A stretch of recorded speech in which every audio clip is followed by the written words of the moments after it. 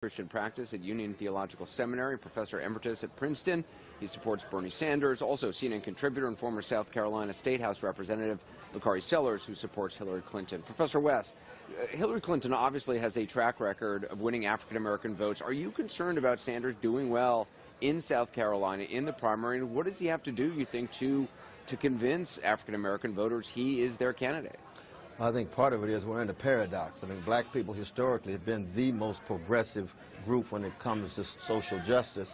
No doubt Bernie Sanders is the most progressive when it comes to social justice. He's not tied to Wall Street in any way. We're talking about free colleges and free universities, and he doesn't use the language of our dear sister Hillary Clinton when she talks about young black youth as super predators that justified expansion of mass incarceration and, of course, the pulling of rug from under welfare. So that's a matter of black America getting to know him. But I think part of the problem is we got a neo-political black political class that confuses the gravy train with the freedom train, that they're not providing the kind of leadership they should, and they're afraid of Bernie Sanders because in part they're afraid of Wall Street. Hillary Clinton's a Wall Street Democrat who's too tied to the mass incarceration order. Bernie Sanders, anti-Wall Street. One promise he says he's going to shrink mass incarceration. We need black working people, poor people, middle-class people who care to understand that. We can understand the black elite sometimes pulling back because Bernie is hard in terms of accountability of elites no matter what color. That's why I'm with him, my brother.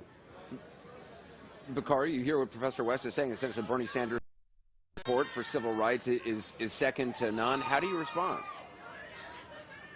Well, the first thing I need to say is that we have to examine each candidate through the same lens. If we're going to have this discussion about mass incarceration, well, let's have it, but we have to have it honestly. Bernie Sanders is complicit. Bernie Sanders is the only person in this race who had a vote on the crime bill of 1994 and who cast a ballot in favor of it. In fact, in 2006, he was a champion for being tough on crime. So we're going to have this discussion. Let's be honest. But what we saw last night was we saw Hillary Clinton adopt this theory of Kimberly Crenshaw. We saw her adopt the theory and espouse the theory of intersectionality, showing that systems of oppression are interconnected. She's just talking. No substance. Go right ahead. Dr. West, you can talk.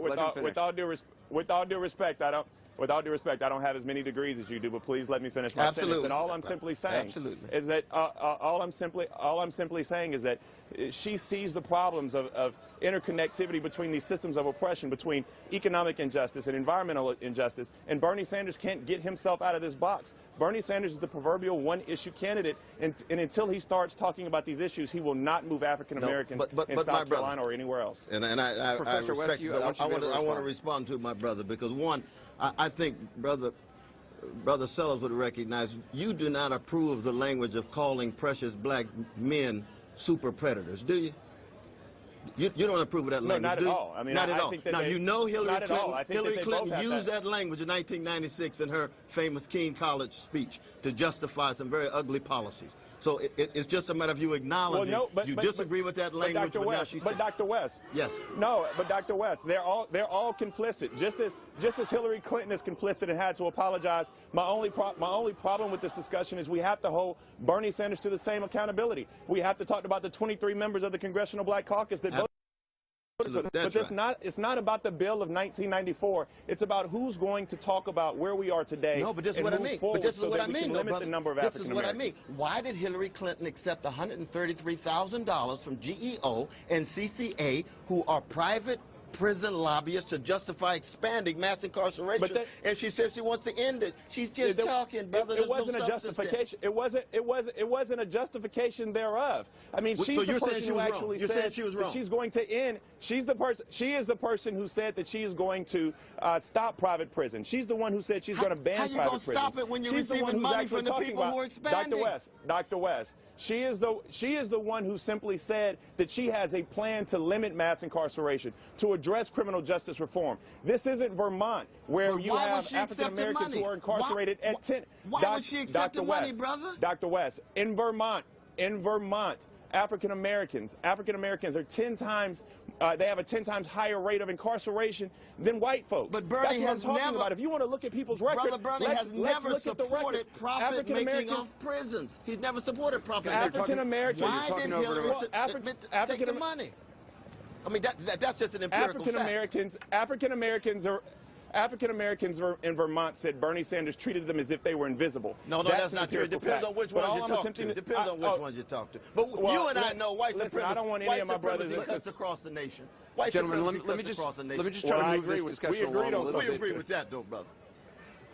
Bakari Sellers, Bill Clinton is largely seen as his wife's not-so-secret weapon when it comes to African-American voters, especially in southern primary states. He's also the president who signed a crime bill that has disproportionately affected the African-American community in a negative way, which Senator Sanders voted on.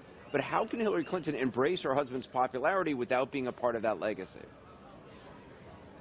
Well, Hillary Clinton actually apologized for actually being a part of that. We have to have this discussion. We have to have it honestly. We have to come out, and Bernie Sanders has to be held to the same standard. That is all I'm saying. If we're going to adjudicate these candidates, we have to do it through the same lens, and that's all I want. And but what I want even more is I want a plan. But I want a plan to move forward. I want a plan to help limit mass incarceration. I want somebody like Hillary Clinton who's actually talking about adopting President Obama's Ferguson Commission standards, who's actually talking about moving this country forward. Not someone who just comes out here and wants to sell us unicorns. No, he's not selling you. He's saying that the class issue and economic justice has everything to do with unemployment, everything to do with the way black people are treated. There's a class issue that's inseparable with the race issue, my brother. And you can't do that if you're a Wall Street Democrat like Hillary. If you're a Wall Street Democrat like Hillary, you're just talking. There's no serious commitment to class issues in regard to economic justice. That's all I'm saying. And you know that's true. Dr. West, I want you to have the last word, and then we got to move on. The legacy of Martin King, the legacy of Fannie Lou Hamer. That's what we're talking about, the legacy of your blessed father. You and I love him deeply. Look at his example. He was not just fighting against racism, he was fighting against a class system as well. That's what Bernie Sanders hit. You can't do that as a Wall Street Democrat, my brother. You just can't do it. That's why Hillary is not the best. Bakari Sellers. But I'm sorry if you think I disrespect you. I don't want to disrespect you at all, my brother.